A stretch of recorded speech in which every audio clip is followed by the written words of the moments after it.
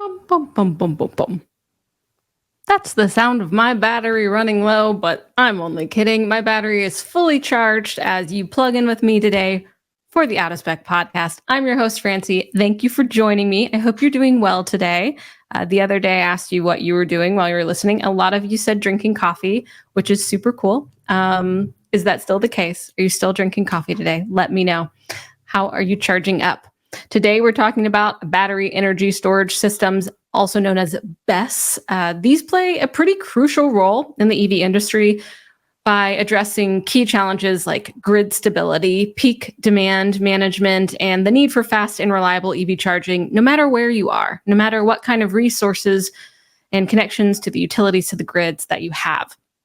These systems store energy anytime really, but a key thing is that they can store it during off-peak times for utilities and then release it during peak demand. They can provide buffered energy for EV charging so that you can get a fast charge even in a place where you probably wouldn't be able to bring that energy directly through a DC fast charger by adding a battery buffer, which we'll talk about soon. And then just ensuring that we have a supply of energy no matter where we are, like I've said a couple of times now.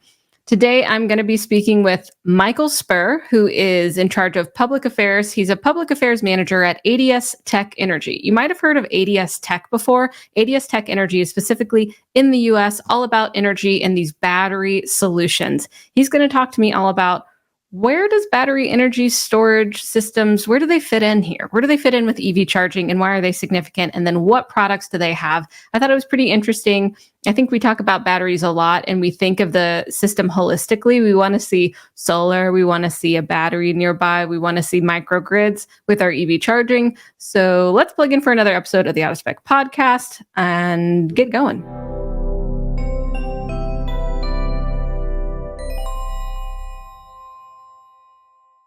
This episode is made possible by the support we get from Fort Collins Kia. If you are in the market for any electric Kia, not only do they never add market adjustments, they will deliver your car to you anywhere in the 48 contiguous states for out-of-spec viewers. More information in the link in the show notes. Before I dive in with Michael, I did want to tell you just a little bit of the background here. So ADS-TEC Energy is a company that focuses on advanced battery storage solutions, particularly in the context of EV charging infrastructure.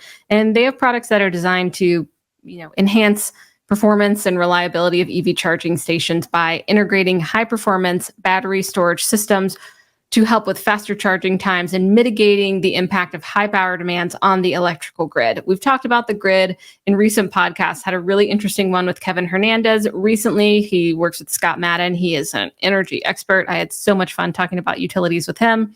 And we're trying to build out the grid as fast as possible. But I did have the thought come to mind is just like, yeah, we think that sounds super easy. Obviously, it's not. It takes time, but also we don't just want to build it out willy-nilly, right? Maybe there are situations where battery energy storage systems are better than ever putting in the conduit that you would need for big, fast DC fast charging. I don't know. Let me know what you think about that. The global battery energy storage market is expected to grow from $2.9 billion in 2020 to $12.1 billion by 2025. That is a crazy growth rate. ADS-TEC Energy's battery systems deliver high power outputs. They support EV charging up to 320 kilowatts, I think, about. And this market is going to keep growing. We're going to keep seeing the technology with batteries advance, and I'm sure they're going to get smaller and more efficient and cheaper as they have. And we're going to find different kind of technologies and chemistries that work. We're going to talk about that as well with Michael later.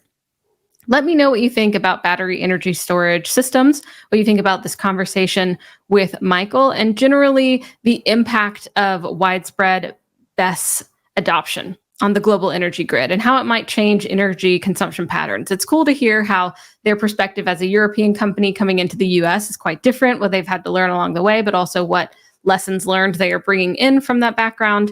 And then, the shocks or the surprises more about the US market that are quite different.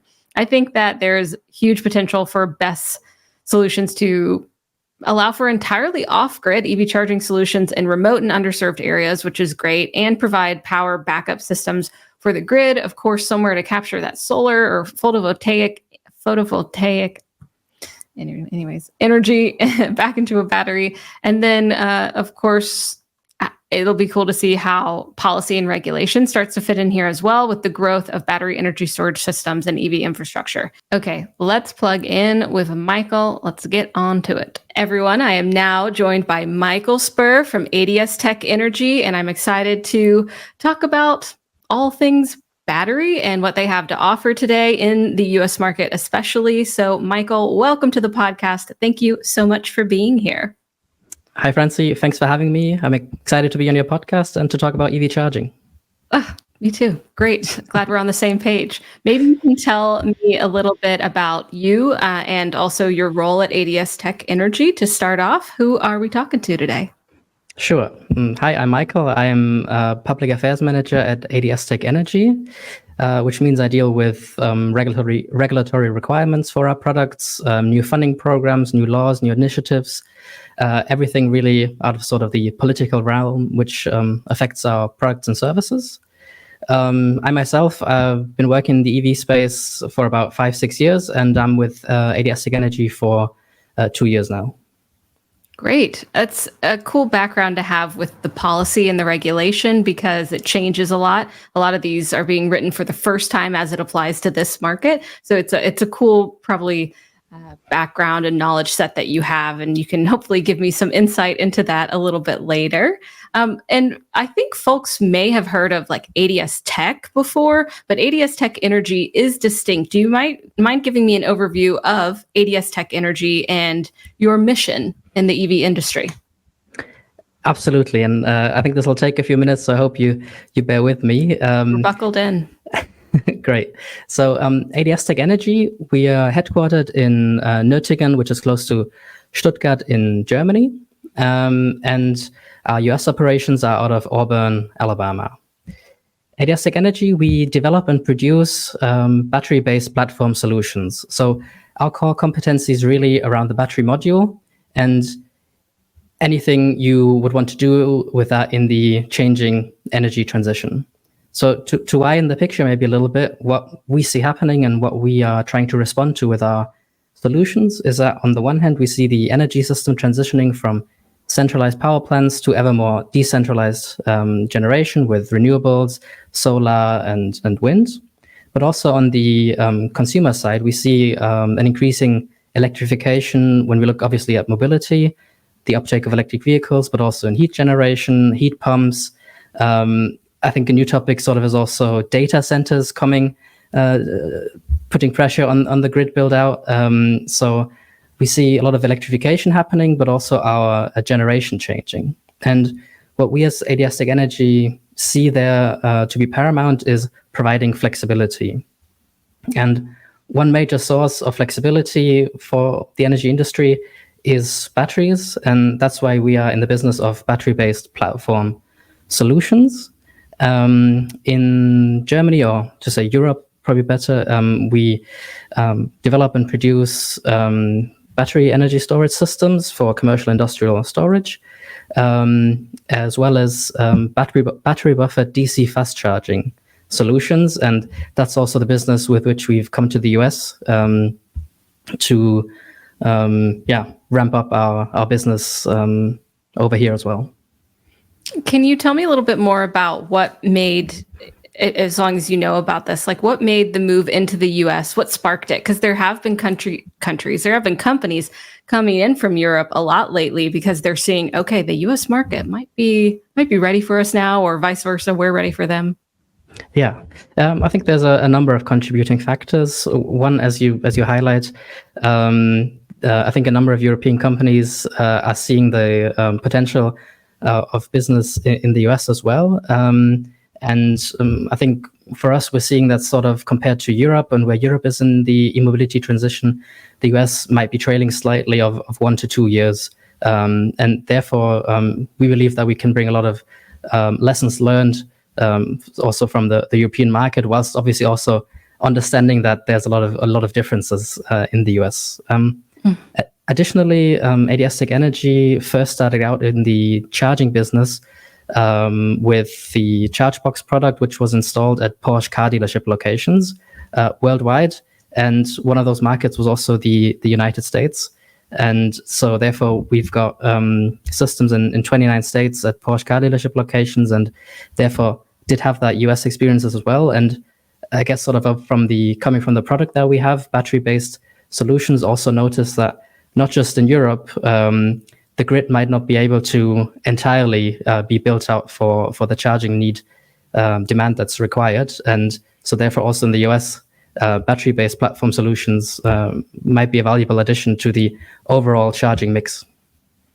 I do see that, we're working to get the infrastructure there, but there are some spots where there are gaps where we're just like not going to have power in that area, or this permit is taking a long time, or whatever it is, it's more remote, whatever it is, where it does seem like batteries might be the solution. But you've touched on this a little bit. Can you tell me about the key products that ADS-TEC Energy offers, and maybe even, how they differ from others on the market, as you've alluded to a little bit?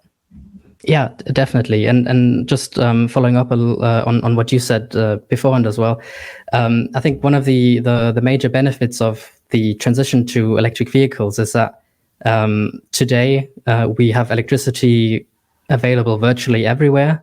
However, it's not available at the necessary power for, say, ultra fast charging for electric vehicles everywhere. Mm-hmm. Mm-hmm. And then if you think about there's around 8,700 hours in a year. And the question sort of for us became, does it make sense to build out the grid to its maximum amount to have this power available for EV charging for every hour of the year?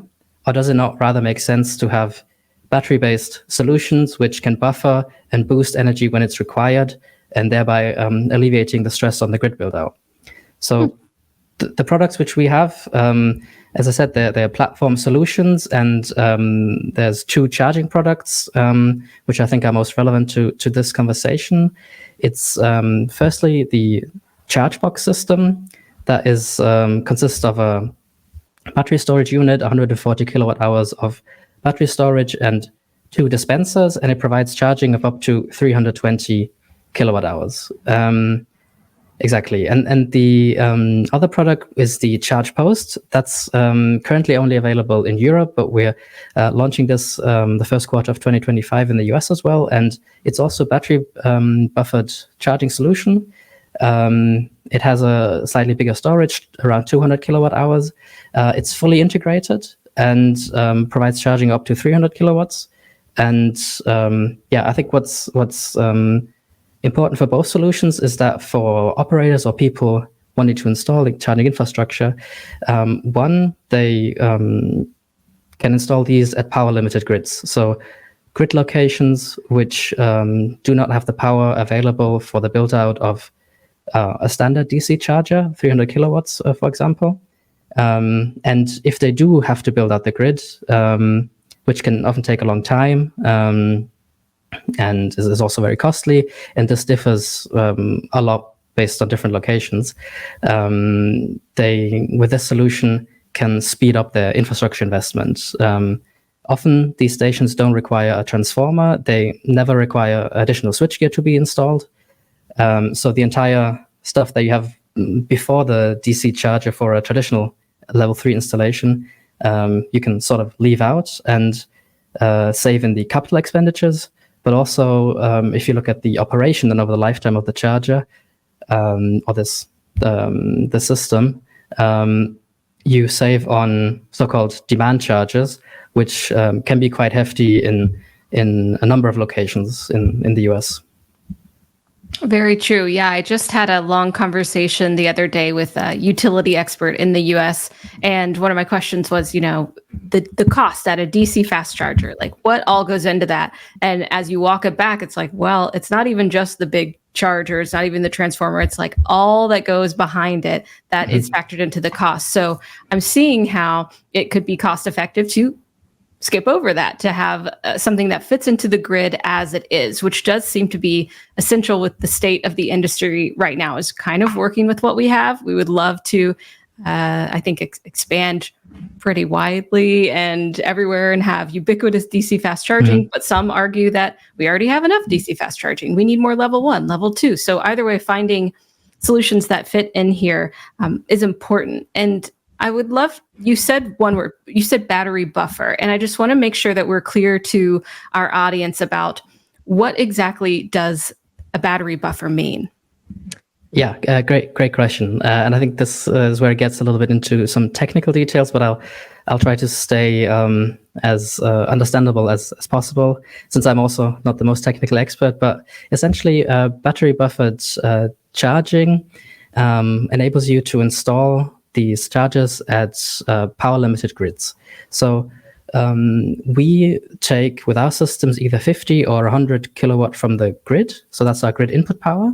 Then we have the 140 kilowatt hours battery storage, the charge box booster, we call it.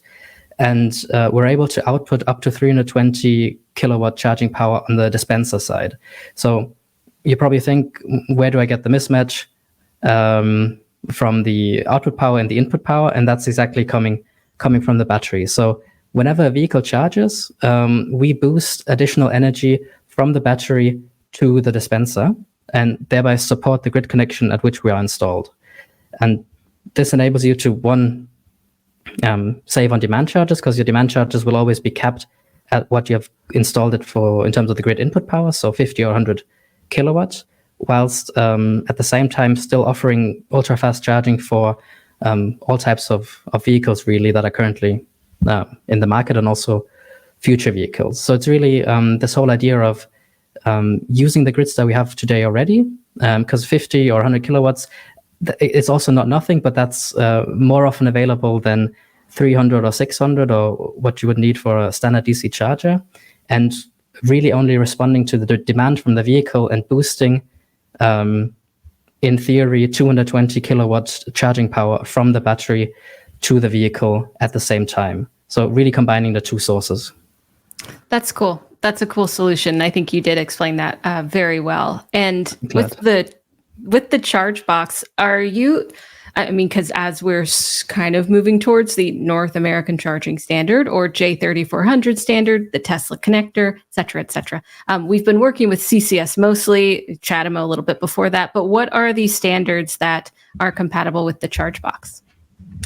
I think as infrastructure provider, and we see this also in terms of communication protocols, in terms of features, we're always sort of having to respond to what happens on the vehicle side and what's changing on the vehicle side. So definitely to stay up to date with the market, our systems are also introducing NACS plugs, but at the same time, there's plenty of vehicles still on the roads with CCS1 connectors. So it's not an easy situation being on the infrastructure side in a way, but obviously we want to offer the best charging experience to the customers of our customers charging at these stations. So we're on track to offer both solutions. And you've spoken to your customers. Can you paint a picture of what kind of customers would this solution be the best for? Absolutely. I think there's a number of different customers one can imagine, and they all probably share a common dilemma, is that they are wanting to install charging infrastructure, but they are situated at a location where the grid infrastructure is limited. So they're probably reaching out to their utilities, and the feedback they're getting is, hey, it's going to take a number of months or maybe even years for us to establish the grid connection, and it's going to cost this and this amount of money. So with our systems, I think, as has become clear, they can substitute that need for the grid connection. And the type of customers that we're seeing are both in the public charging realm. So in Germany or Europe, we have a lot of supermarkets installing these systems, for example, and having the battery enables the locations where it's installed to also, for example, combine solar power with the battery. And that's a whole nother story that we probably can go into, but I'll try to stick on the customers. We also see in the US, for example, a number of convenience stores choosing to deploy these systems. We see automotive dealerships with the Porsche dealerships, for example, but also some Ford locations that we have outfitted now. So I think that's all in the public realm. but we also see DC fast charging, level 3 charging move more and more into the private realm. And there are two use cases. If we think about an office building, for example, at our headquarters in Germany, we have installed these systems for employees to charge their electric vehicles. And really this idea of charging becoming an amenity and becoming part of the building infrastructure as well. So, of course, nowadays offering EV charging is not used at every building, and it's sort of rare to see it maybe also oftentimes. But if you think about our CEO always makes this example. For example, an elevator. Elevator is part of a building, and nobody really thinks about the need to not have an elevator and any sort of return on investment on the elevator. And that's really where we see the DC fast charging also moving to becoming part of the building infrastructure, combining it with solar power, with the battery storage system that we have there, and sort of being an amenity. And lastly, we also see it in multifamily condo buildings, and we've just had a pilot project installed in Miami in Florida, where we're showing how battery buffer DC fast charging is really a solution also for these big condo apartment buildings. Yeah, you speak of how this is. I mean, if we're looking at real estate, I think that it adds value to have EV charging there, whether you're renting out apartments, condos, multi-unit housing, or it's a workplace or a larger retail property. It does seem to me like it's going to become a deeply valuable part of our real estate world. So I'm loving to see that perspective change a little bit. And it makes me also think that there's just bits and pieces of what I know of some regulation that's saying, okay, if you're building condos or parking garages, then you have to at least build in the space for the conduit for the chargers in the future. And this is perhaps your realm, a little bit regulatory stuff and policy. Can you tell me? Well, there's a couple different things. I know there's incentives specifically for battery solutions, and then I'm sure there's regulation that helps. But maybe can you give me a picture of regulation when it comes to battery buffer technology like this for EV charging? Absolutely. I think I'll start with Germany and then transition to the US, because I think that's probably more the market your main focus is on. What we're seeing, for example, in Germany is that also, I think in Europe, a requirement for installing solar power on rooftop of office buildings, production facilities, and this only becoming more and more. So regulatory requirements to install PV, and then it sort of becomes obvious that you also have a battery storage system which stores the energy in times when it's not needed and helps with peak shaving, for example. And there, if we add in additionally the charging functionality with our systems, we're sort of offering multiple functionalities, multiple features for operators. And if we think about the regulatory space in the US, in terms of also the requirements that you mentioned in terms of putting in wiring, that is very diverse, and it differs not just from state to state, but also from county to county, to different cities having requirements. And you're absolutely right. In a few more forward-thinking with cities, we've seen there to be the requirements to install wiring, but oftentimes that's for level 2 chargers, and we think that's not necessarily has been entirely thought through, because if you think about a building, let's say it has, 400 units, equivalent number of parking spots, and probably you want to have, or residents most likely would want to have charging at each of their dedicated parking spots. However, if you then add up the power demand that's necessary, so let's just say 100 parking spots, and they're each 7 kilowatts charging power, that's then 700 in theory when they're all charging at the same time and drawing the power, which will not happen. But in theory, 700 kilowatts power demand that's coming from this one building offering EV charging to its residents.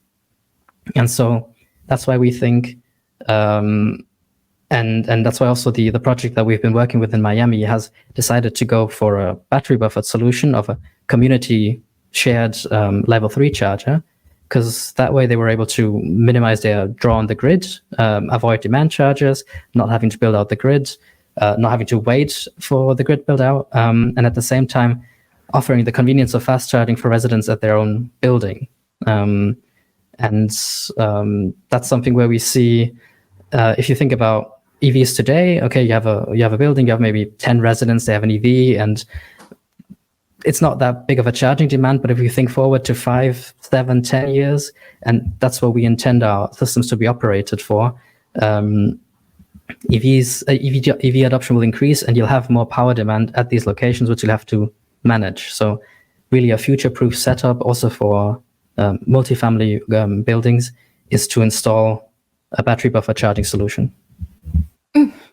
So I'm thinking about a queue at a multi-unit housing. And so if people are lining up, and I've charged at like a free wire before, and I drained that battery, and so I'm wondering, how does that work here? If you have the shared device, the shared charger, what's the bounce back time? How long does someone have to wait in between someone else charging? Yeah, I think there's two questions you raise here. One in terms of the dimensioning of the system and the battery size, and I think I'll like to get to that later. So, but please remind me if I forget. In terms of the queuing, that is a concern that we also hear. However, one, I think the reality is that not everybody is charging necessarily at the same time and wanting to request that charge at the same time. Two, for example, for more upmarket locations, they can be paired with valet charging services where they then charge the vehicle for you. Additionally, charging and recharging your vehicle is always a mix, right? So people at this multifamily building, they'll not only be reliant on that one charger, but as we see more charging at workplaces, when they're on the road, when they're at a supermarket, these are all locations where they will charge. And I think we'll see in the next few years that charging will be so ubiquitous that this becomes less of a question. And two, and the other side of that question is the reality of what it would mean to not have queuing, or what would I need to install for having, for example, resident dedicated charging. And we spoke already about the power demand of everybody getting a level 2 charger. If we maybe outfit 20 shared parking spots, then it's again a sharing issue. So I think this is sort of maybe a bit my personal opinion, but a mix of level 1 charging with a level 3 charger could be a really good solution for multifamily buildings, because you get a good bit of energy also from a level 1 charger, and in need you can get a level 3 charge as well, and that will resolve a number of issues, I think. I think you're totally right, where we need the diversity of charging because people have different needs, and we focus. Typically, the focus that I see is on DC fast charging. Get the fastest chargers out there, but the workplace charging, the at-home charging being an amenity for level 1 and level 2, or just something that's not even thought about anymore. It just is going to be wherever you are because more and more people are adopting EVs. I'm very eager to see that, but of course we are only where we are so far. Of course, we can look to other markets in Europe and luckily learn your lessons since you're a bit ahead in that. So you mentioned that earlier, and I did like the idea of that. Please help us shape our future. Because gosh, I don't want this to come across this way in terms of lecturing. So I hope it's not taken the wrong way. No. It's really is interesting because I think there are a lot of lessons learned already in the industry that I'm eager for those making the decisions and putting in the infrastructure to learn the lessons once. And that's just my personal opinion as well. But you did mention something about the battery, and I would love to talk about. You have battery storage solutions as well. Would love to mention those. You mentioned the solar, but also the battery chemistry, the battery sizes, what's going on there. We are a bit nerdy over here and like to think about that as well. Okay, I'll go into that a little bit, and I think first what I want to touch on is the dimensioning of the battery and the system overall. Because in terms of battery buffered charging solutions and battery buffered DC fast charging solutions, it's really important, and that's what we also try to focus on in the development of our systems, to dimensioning it in such a way that the combination of the grid connection, so what you're getting from the grid, the size of the battery and what it is able to provide, and then the output is set up in such a way that it provides maximum performance. And a really important element of battery buffered charging to understand here is that whenever there's a vehicle charging, they have their charging curves. Like any vehicle, and they peak at maybe 270 or whatever, and then they're decreasing again as the battery becomes fuller and fuller.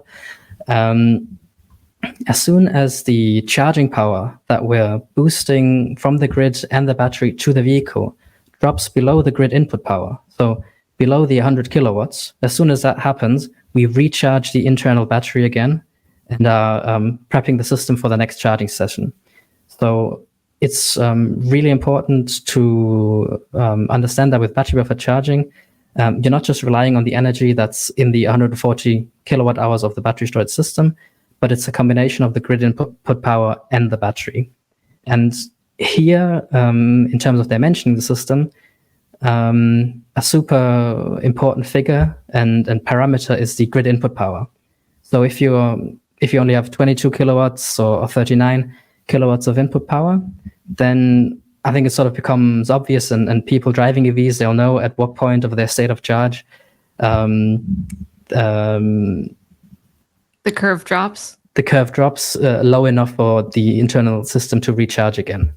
And that's why our systems, and most of them install them at 100 kilowatts, because for many vehicles and most mass market vehicles, definitely, there's a peak. Definitely, we boost energy from the vehicle, from the battery to the vehicle, but soon, maybe around 50-60%, they drop below 100 kilowatts, and then we can just feed through from the grid and recharge the internal battery again. Cool. So oftentimes I get the question, so it's 140 kilowatt hours, that's like 2 Teslas to be charged. And really it's not, because one, they don't arrive empty, but two, their charging power drops below the grid input power and then preps the internal battery again for the next charging session. Interesting. So yeah, go ahead. Sorry, and just to maybe follow that up with some real life data, we see that at our locations heavily used in Germany, where a lot of high power vehicles are charging, around about 1.2 megawatt hours of energy throughput per day, 7 megawatt hours per week, which is really quite sizable if you think about this compact system and 140 kilowatt hour battery. Yeah, that is a lot of energy running through there. And it's cool to think of the recharging of the battery as it's in use. So you don't have to necessarily like wait for these cycles. It's working with the grid. So yeah, it's sort of recharging as it's charging, so to say. And that's why like dimensioning in the right way for high performance is really important. Of course, you require 100 kilowatt input power from the grid, so certain locations which are very rural might be out of question for that setup, but it wouldn't be a good performance or offering for end customers, for vehicle drivers. And so, yeah, that's the decision you have to make. Yeah, different use cases for sure. And I see how this could fit in some, and just like any option, could fit in some and not fit in others, but finding that opportunity. And I'm sure a lot of research went into that as well. And I know, you're not like an engineer, unless you are as well an engineer. And I don't know that. But with research and development, I mentioned this earlier, but the battery chemistry, do you have a little bit of information on that? Yeah, sure. So in principle, we're battery cell chemistry agnostic, which also for the time span of the system, if you think about, obviously there's lots of development happening, and say chemistries are changing, and obviously they're always improving. So in principle, we could also work with different cell chemistries in the existing systems. We've worked with a number of different cell chemistries in the past, which also sort of shows that we're quite agnostic towards that. Currently, the majority is NMC based batteries, but we're also working with LFP cell chemistries, and I think that's where everybody sees also the market moving towards more and more LFP, also on the vehicle side. Just a question of cost and availability. But in principle, ADS-TEC Energy, we just take the cell from a supplier, but then everything else other than the cell is in-house developed, and therefore also the battery module is developed by us, produced by us, and what really only changes is the battery cell, and theoretically a number of different ones can be imagined here. Cool. Yeah, I'm hearing this agnostic word a lot in the industry, whether it's a whole network operator or the EV manufacturers, whatever OEMs there are, they're like, yeah, I'm open to the best technologies that's coming around. So honestly, I think it's good to hear that, because I don't think we figured everything out quite yet. And especially when it comes to efficiency and reliability. So you talked about getting these cells from the manufacturer and then you build the system around it. How do you build in the best efficiency and reliability? Unfortunately, in the US, reliability has been a huge word because there has, unfortunately, been unreliable EV infrastructure. It has gotten better. I will stress that. I've done a lot of EV road trips lately. None have left me stranded or even close to stranded. But how do you at ADS-TEC Energy try to ensure that we can be confident? Yeah, it's a super important question for us as well. I think in general, on the topic of reliability, it helps or is important to recognize that this is still a nascent industry, and a lot of the infrastructure that is out there is legacy infrastructure that's been installed in the early days. It's still around and probably wasn't maintained properly.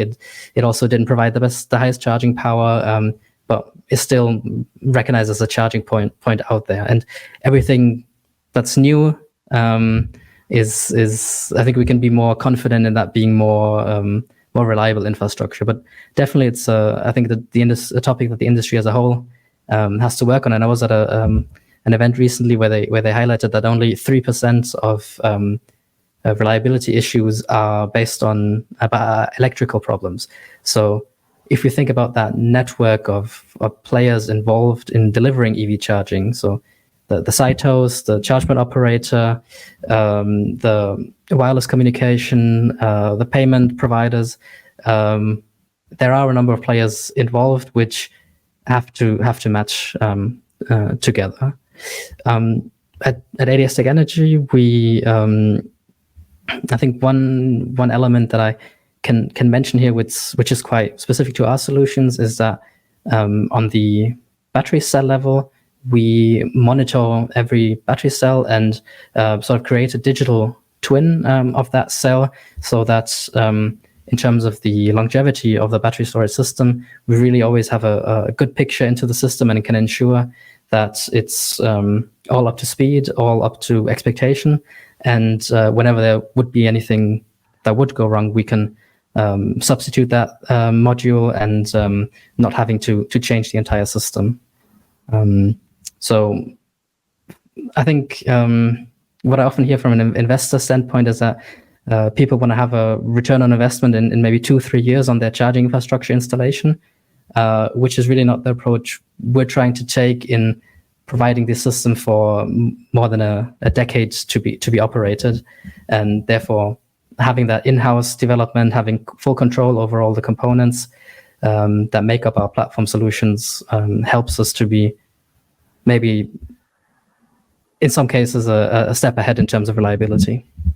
That makes me wonder, how do I pay at your stations? Is it tap? Is it card? Do I make an account? What's the customer experience like?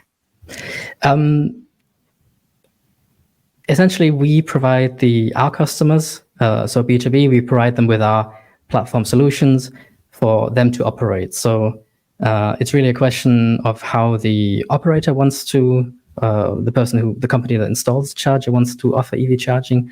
But same as all the other players in the market, we're offering a payment terminal as well, RFID cards, app solutions, obviously. We're also working towards a plug and charge and have that implemented with a few customers already. So Cool. from a hardware side, we are able to provide all these options. It's really on the operator then to decide which options they want to use. And that might include solar as well, if I wanted that in my setup and build it into this system so that I could technically charge the battery with solar. Is that the case? Would that be an option as one of your customers? Yeah. So obviously you have that battery there, and the battery is not just there for buffering charging. Charging is just one feature that currently most customers are interested in deploying and using. But having this battery there, and it's also so obvious that you can do so many more things with that, and it becomes much more of a like Swiss Army knife in terms of feeding power back into the grid, feeding it back to maybe a convenience store location, integrating solar from the rooftop of a building, and really the battery providing this flexibility for customers. And what we see is that, and this is sort of maybe speaks a little bit to our vision as well. Say a customer has 20 or 30, 50, whatever number of systems. And if you then think about the battery capacity, and if he pools that in a virtual power plant, quite a sizable megawatt hour or even maybe gigawatt hour of battery storage capacity aggregates. And the operator, and we have some customers that intend to deploy this also, especially currently more in Europe. They can take part in frequency regulation for the grid, for example, and really use this battery storage capacity not just for charging, but sort of work of multiple revenue streams, which from an investor standpoint is always a nice word they like hearing. So, and it's obviously also a case if you deploy all these solutions. Yeah, I think a lot of our listeners appreciate the holistic approach where it's like, okay, I have a battery, I have solar, I start to create my microgrid. And at the beginning, we did mention centralized versus decentralized. And I'd love for you to expand on that a little bit as well. Is it kind of the chicken and the egg, where did it become more decentralized and then this helped the opportunity for battery buffering systems to fit in? Or was it the other way around, where it's like, maybe we should go more decentralized just because the way that the grid is set up and the new needs from EV charging? Does that make sense, what I'm asking there? Yeah, I think I know what you're getting at. I think that's exactly one core competency that we want to play to, is this complexity at a specific location, having different input, different output, different types of revenue streams for operators. And if you think about the grid infrastructure, when were electricity grids built up? Like in the early 1900s, they were never, or back then obviously weren't designed to provide EV charging in the sense that we see it now, and we see it projected also for the future with these power demands. If you think maybe a standard DC charger, 300 kilowatts, maybe 350 even, and compare that to the power demand average of a house of maybe 1.2 kilowatts. So really a significant multiple of what a house requires today compared to an EV charger. And I think that really exemplifies like the mountain that's sort of to climb. And I think there's a lot of focus on transmission grids.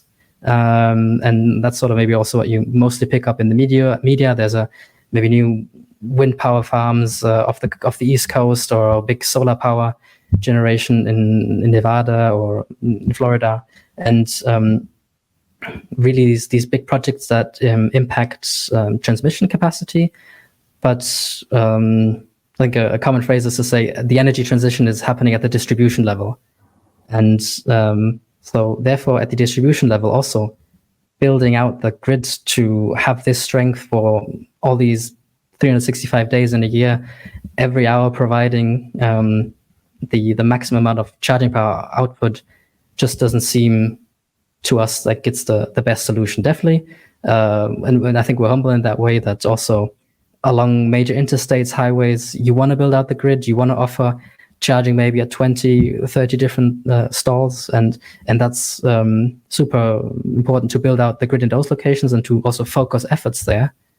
But as we see this world where DC charging is maybe available, or charging is available nearly everywhere, it requires a mix of solutions. And yes, like intermittent renewable resources, solar and PV, I think they've been coming on strong in the last two decades. I mean, technologies have been around for a longer time, but for them to really be installed in Germany, for example, this whole idea of the prosumer. So a household, they're not just an energy consumer, but they're also a producer with the PV that's on their rooftop. So they're contributing to the energy generation, and I think that's where the complexity comes from. And obviously, why are we doing this? Because renewable energies reduce emissions and are also marginal cost of energy generation cheaper than fossil-powered energy resources. So I think there's a number of factors playing into this bigger picture. Mm-hmm. Certainly. And it is kind of like we're having, at least I would love to see tiny microgrids everywhere that are contributing. Perhaps you can give it back to the grid, but there is a lot of power, energy to capture and use and perhaps recycle back into the grid, that batteries comes in and plays obviously an essential role. And I know that you've brought in a lot of lessons from, your parent company, essentially your background in Europe, into this market. But while you've been in this market, has there been anything, maybe a challenge turned into a lesson or an opportunity that you found as you've come into the US that you could enlighten me on? Sure. I think, and I really want to highlight this and stress this, the US market is also different in many ways to the European German market. Just if you think about the types of vehicles they are, I think the types of vehicles people drive is much more towards the larger types of vehicles. And I think we somehow have been a bit astounded to see the size of the battery packs, for example, in some of these trucks or more premium vehicles, really going way beyond what we're sort of seeing in Europe. But also daily driving distances are much greater in the US. So there's more of a need for that, maybe.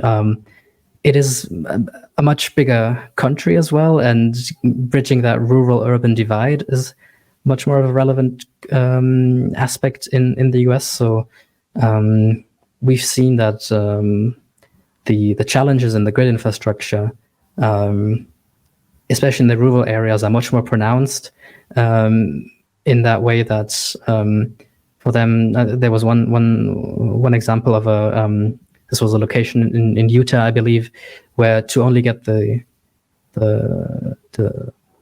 right amount of power to the location they had intended to build up a station, they had to pull new wiring, pull new lines of 2.5 miles, and it was something around $5 million. So I think this idea of the charging deserts is much more pronounced in the US.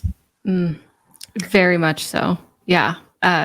There's a lot of rural areas that have charging deserts. There's also charging deserts that just kind of end up in certain states for different reasons. Some states aren't going as full-fledged EV charging as well. And I know some of their EV driving citizens are like, okay, come along. So there's certainly gaps to fill. I bet that has been pretty crazy to see the giant battery packs that we put in. We love the big cars, so of course we're gonna have to just shove it full of batteries, like the Silverado EV, that truck, and the Hummer. I mean, those are extreme examples, but I do love the city cars too. Like, let's just commute. We don't have to have the biggest battery. And I think that's interesting. That's if you think about the whole question of range anxiety, and the mileage you want to have. And of course, I think there's this concept of the American road trip, which me not coming from the US is maybe not most familiar to, but people just love to go on long road trips as well. And that I can understand where the range anxiety comes from in that sense. But that's where I think we need to match it with the charging infrastructure. And I think you're driving an EV as far as I understand, and I'm driving an EV. And if you make that experience yourself and you recognize it's much less about the mileage than it is about the availability of having a charging port there to quickly get you up to 80% again, then I think you might be less worried about having necessarily the biggest battery size in your vehicle.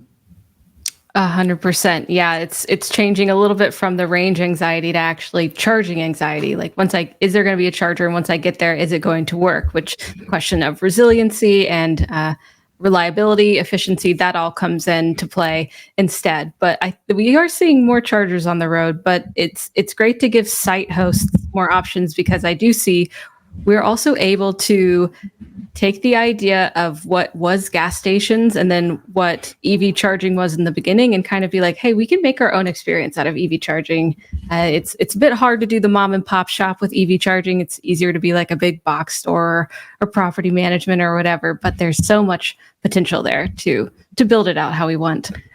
And I think that was also a learning for me a little bit coming to the US, that just the significance that gas stations play in sort of maybe the cultural heritage of the country, and of this American road trip, that a gas station is not just a gas station, but like a place you take a break, you stop on your trip, and also the convenience store aspect of it. So it has, I think, whereas in Europe, or it's specifically in Germany, it's often this idea of, oh, we don't need these gas stations anymore, and we're just getting fuel from there. I think, and we have to develop like these new sites. What my understanding is in the US, but I'm obviously also always learning as well, is that gas stations are more than just providing a fuel for a vehicle. And that's interesting in terms of like the site hosts that are popping up also. Definitely. Yeah, I've looked into that market as well, which is like convenience stores, and they make a lot of money off of the fuel that they sell, but they make a lot of money off of the snacks too, which is what I'm always stopping for. And what I want at my charge site is like air conditioning or shade at least, and somewhere where I can get snacks, because I'm sitting there for a minute. So it is cool to see the cultural differences, the regulatory differences, policies, the different EV adoption rates, and how that has affected things. And I'm sure it's cool to get the perspective of, the big giant U.S. country, and we're all about our road trips and as far as we can go in one tank of gas, and enact that, into your strategy here. Yeah, I hope I wasn't overgeneralizing with that. No, it's very true. It's some experiences that I've made, or yeah, we've got to get you to have your American road trip coast to coast one day in an EV. Our team has done that. We raced the four EV trucks from Florida to California. And, oh wow! Yeah, to see just how they stretched it out. But that Silverado EV with that giant battery I think it won or it came second. But either way, that really helped them because they could stretch it. But I should check on that. Yeah, if you want to. Yeah, it's a fun little series. But okay, so looking into the future, I see the role of battery energy storage in a lot of ways. But I want to know from your perspective, being at ADS-TEC Energy, what do you see? What's it going to look like? Right now, some people might say, hey, this is kind of like a Band-Aid on the issue. But I also see like, oh, well, this is really a solution in a lot of places that we don't have to treat it as a Band-Aid. This could be a permanent solution in a lot of parts of the market. So yeah, what do you see looking like 5 to 10 years into the future? It can be global. It can also be US based. It can be Europe. Yeah. What do you think? I think there are two major developments here at play. One is that as we're building out this fundamental charging infrastructure network, there's many locations where it makes sense to upgrade the grid to have the grid power available. Also, if you think about the medium heavy duty segment, there's so much more charging power available, and especially in the beginning stages, I think that's where a lot of the focus has been. However, if we think about all the things that are happening in the electrification space and all the additional demands that are going to be put on the grid over the next 10, 20, 30, 40 years. And this is also something we hear in discussions with grid operators, is that they fundamentally will not be able to build out the grid so substantially that you'll get maximum charging power at all locations. And if you think about the power demand from data centers, from production being ever more electrified, there's just so much happening that's putting strain on the grid. That's I think we in the EV charging industry need to recognize that there's also other developments at play, and therefore I think the need for battery-based solutions will only increase as the challenge of power limited grids becomes more and more pronounced, and we're targeting more and more locations that are maybe today not exactly next to the interstate, in a state that's very pro EV and that's got utility policies that make it easy to build out the grids. The other development is that the battery, and I think here the idea of this platform solution is really important to us. We're not just providing a charging service, but the battery can also provide an